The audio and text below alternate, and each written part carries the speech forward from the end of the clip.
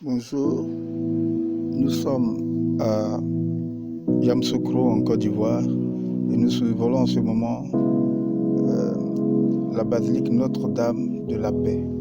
Cette basilique est une offrande faite à Dieu par le premier président de la Côte d'Ivoire, le président Félix Houphouët-Boigny, pour 20 ans de paix et de prospérité que la Côte d'Ivoire a connue.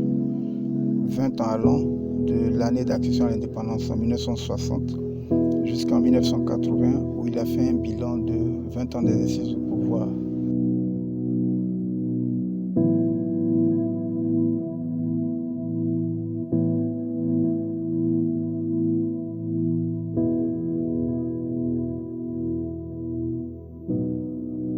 Et pour ce faire, il a dû concéder 150 hectares de sa plantation de coco, qui ne représente que le quart de cette plantation.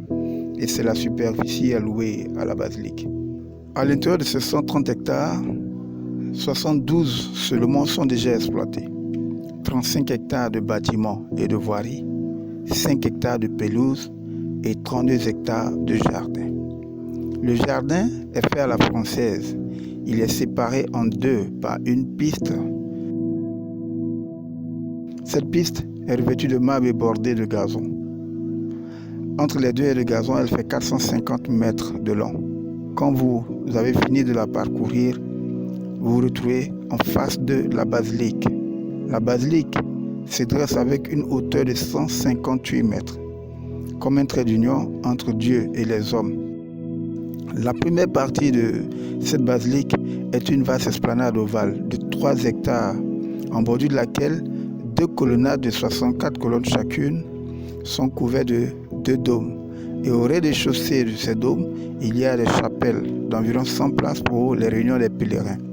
Au milieu de cette esplanade, qui est aussi revêtue de marbre, une énorme colombe d'une envergure de 30 mètres montre déjà l'idée de paix.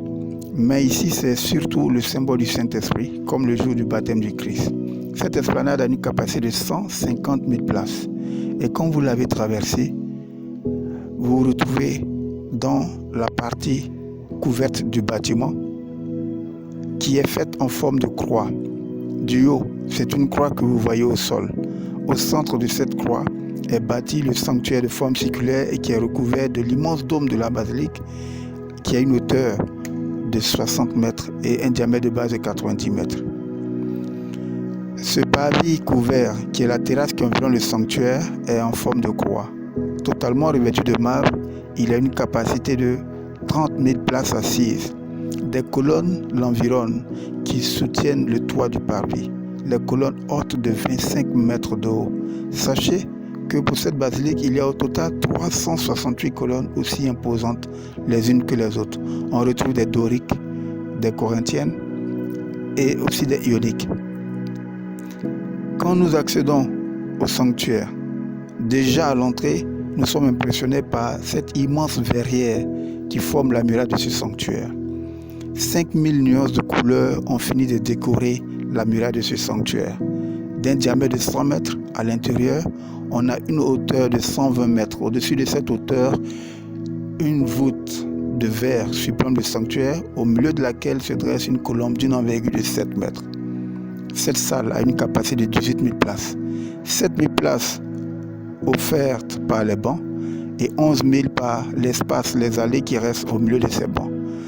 Tout droit devant l'entrée de ce sanctuaire, presque au centre, un immense baldaquin de 28 mètres de haut sert de décoration à l'autel de 7 mètres de long qui est revêtu de marbre. Derrière, 2 formes géométriques sont les sacristies, eux aussi revêtus de marbre.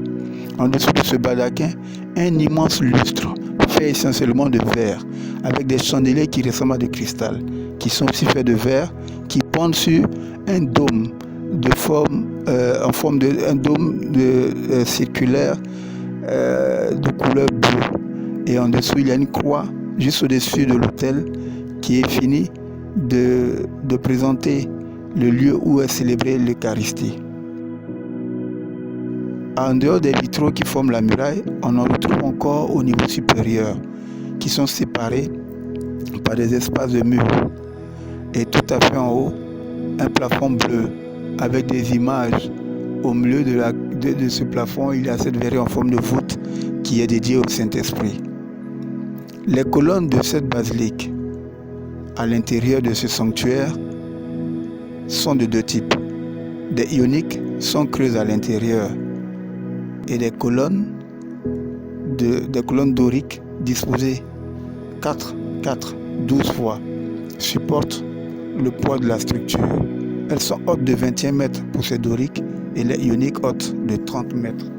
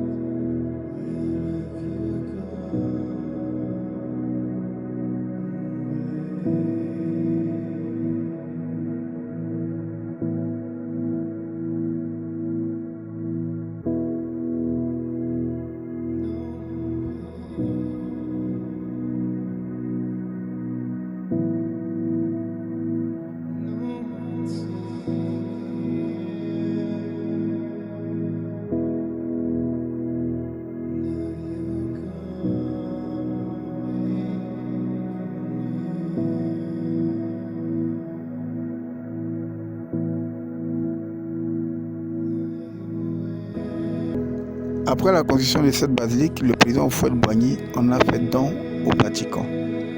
C'est une église catholique et c'est la plus grande ambassade du Vatican dans le monde en termes de superficie.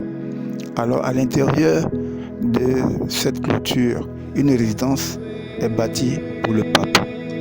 Un bâtiment qui a deux niveaux. Au niveau supérieur, il y a des suites, d'entre elles la suite papale.